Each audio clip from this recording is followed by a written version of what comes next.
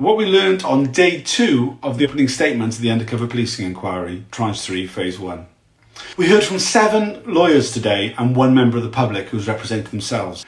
The day started with Maya Silkand, who was representing Peter Francis, who was the undercover police officer HN43, who went whistleblower.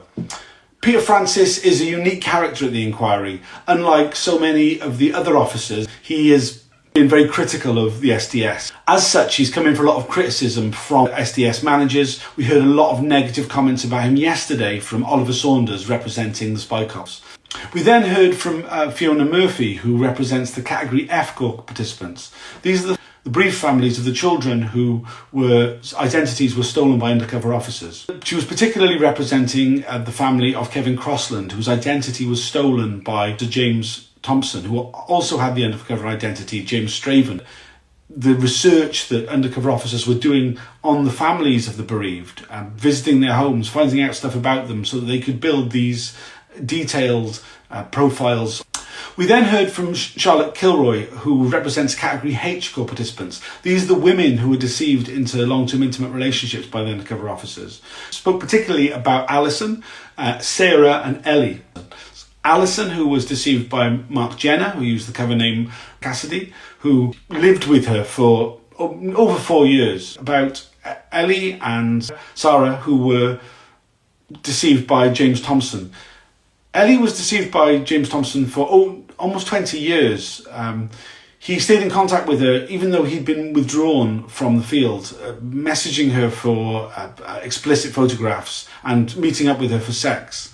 Having romances with her. This had a profound effect on Ellie's life. So we also heard about Wendy, who will also be giving evidence fairly soon, who had a long-term friendship with Thompson that he developed when she was 17 and he was in his early 30s. Wendy was active in the animal rights movement, which James Thompson was infiltrating, but Ellie wasn't even an activist, just someone who James Thompson came into contact with and abused for his own ends. Then we heard from Angus McLaughlin, who was representing S, former wife of Mark Jenner. Her experience of Mark Jenner's going undercover. Though these officers claimed that they got lost in their role and that they didn't realise, what their lives really were, that in fact the reality was that Jenner was coming home early every weekday morning and staying till 5 or 6 o'clock at night, that he played a very active role looking after the children, and they had a full marriage during that time.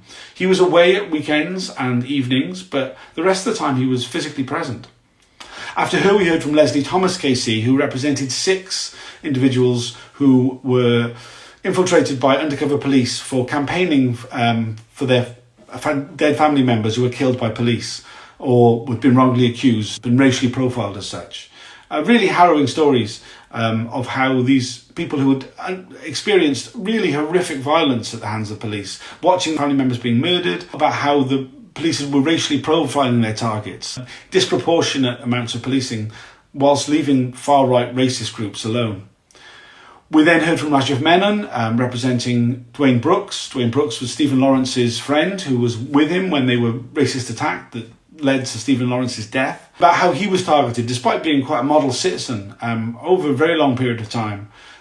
He expressed anger, as many did, about the fact that HN81, the undercover officer who used the cover name Dave Hagen, has been able to avoid giving evidence to the inquiry. One of the reasons this inquiry was happening is because of the spying on the Lawrence family. But the officer in question, who did the majority of that spying, has managed to weasel his way out of giving any evidence. This is despite the fact that he got full anonymity. We then heard from Fane Dogu, who was representing Neville Lawrence, Stephen Lawrence's father. Points about the racism that was within the unit, targeting the black community disproportionately. The racial slurs that are so common within these undercover police reports. Then we heard from Dave Morris, one of the liable 2, who along with Helen Steele was sued by McDonald's in the longest case in British legal history. He pointed out how someone needs to carry the can and take responsibility for this scandal. Overall, today's hearing was quite different from yesterday because we were hearing from those who were affected by the deployments. Overwhelmingly, there was a great deal of anger about the way that the inquiry has let so many of the undercover officers off the hook.